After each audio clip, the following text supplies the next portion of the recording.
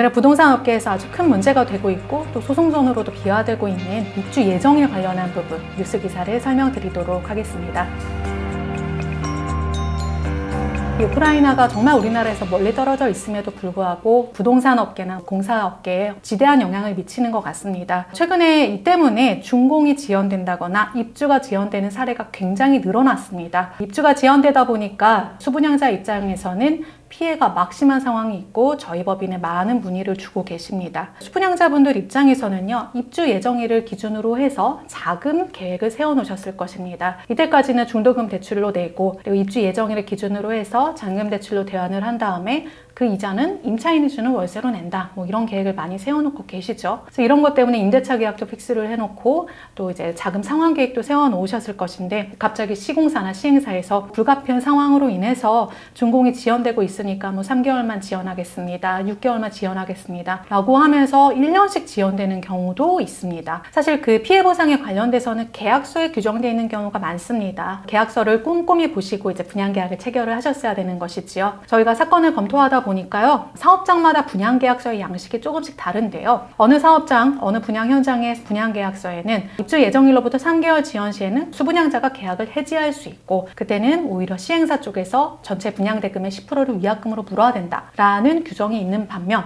또 어떤 사업장의 분양계약서에는 이런 해지권이 정해져 있지 않고 그냥 몇 %의 지체보상금을 지급한다라고만 규정하고만 경우도 있었습니다. 어떤 경우이든 계약서에 규정된 분양계약 해지권 내지는 지체보상금 청구권을 근거로 해서 피해보상을 요구를 해야 하는 것이고요. 그리고 또 하나 법적 쟁점으로 중요한 것은 보통 시행사나 시공사 측에서 이런 준공지연에 대해서 불가피한 상황이 있었으니까 면책해달라는 주장을 많이 합니다. 그래서 우크라이나 전쟁이 시공사나 시행사들의 정당한 사유로 쓰이는 경우가 많죠. 시멘트나 콘크리트, 철근 같은 것에 입고가 좀 늦어진다라는 사유가 있긴 합니다만 어쨌든 분양계약은 수억 원이 들어가는 아주 큰 단위의 계약인데 그 계약서에서 정한 부동산의 인도 일정을 지키지 못한다는 것은 명백한 채무불이행이 아닌가라는 의견인 것입니다. 이 때문에 소송도 많이 진행이 되고 있는데요. 과거에 제가 대법원 판결들을 몇 개 찾아보니까 이런 시공사의 면책 항변이 받아들여지지 않은 경우도 당연히 있습니다. 그래서 시공사가 면책을 받을 수 있느냐 없느냐는 법원이 결정을 하는 것인데요.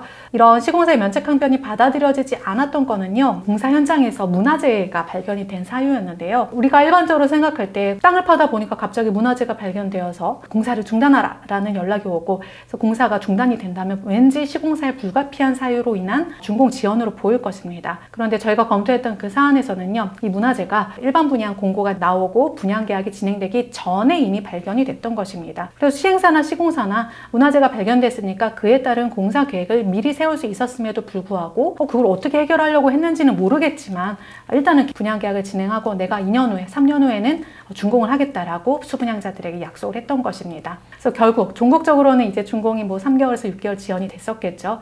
그 사안에서 대법원은 시공사가 주장하는 문화재 면책 항변은 정당하지 않다라고 판결을 하고 수분양자들에게 지체보상금을 지급하라라고 판결을 하였던 것입니다. 이처럼 시공사가 지급하는 시행사가 지급하는 지체보상금의 책임이 있다 없다에 대해서는 소송에 들어가서 좀 다퉈야 되는 문제가 있습니다. 또한 이런 준공지연 상황에서 발생하는 문제가요, 날림시공의 문제입니다. 시행사 입장에서는 수분양자들에게 지체보상금을 지급하고 싶지 않기 때문에 시공사를 독촉해서 준공을 서두르는 경우가 굉장히 많습니다. 근데 그 과정에서 날림시공, 오시공, 미시공이 발생하고 결국에는 부동산의 하자로 나타나는 것이죠. 이 하자라는 부분은 사실은 입주민들, 수분양자분들이 입주를 한 이후에 그 입주자 대표회의든 관리단이든 만들어서 시행사에 대해서 하자보수 증권에 따른 보증금을 지급하라라는 청구를 한다든지 손해배상 청구를 한다든지로 진행이 되는데요. 사후적으로 금전지급 받는 것에 있어서도 여러분들께서 많이 한계를 느끼실 겁니다. 나중에 부족한 돈을 보상한다고 하느냐,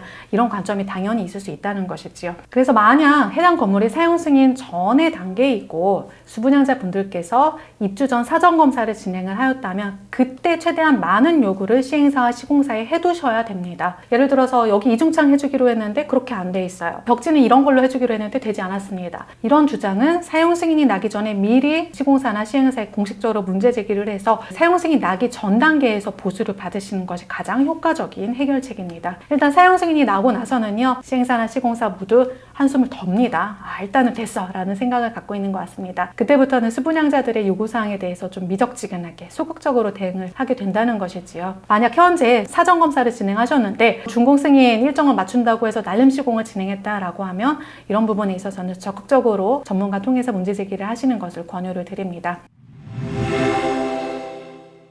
결론적으로 말씀드리자면 준공지연 시에는 계약서에 따라서 수분양자분들의 해지권이 발생한다거나 지체보상금이 발생하는 것이고요. 그 부분은 소송을 통해서 해결이 가능합니다. 그런데 이런 준공 일정을 맞춘다고 해서 날림 시공을 진행한 경우에는 사용 승인 나기 전에 하자 보수를 적극적으로 문제 제기를 하시고 그럼에도 상대방이 이행하지 않았다라고 했을 때는 주 이후에 하자 보수를 청구하는 방안으로 진행을 하셔야 한다는 것입니다. 관련하여 문의사항 있으신 경우에는 언제든지 연락 주시기 바랍니다. 감사합니다. 안녕하십니까, 강동원 변호사입니다. 부동산 관련 영상을 보시고 싶다면 화면 오른쪽을 눌러서 구독해 주시길 바라겠습니다. 또 더보기를 클릭하셔서 홈페이지를 방문하시면 더 많은 정보를 얻으실 수 있습니다. 항상 저희 법무법인 정의 채널을 시청해 주셔서 감사합니다.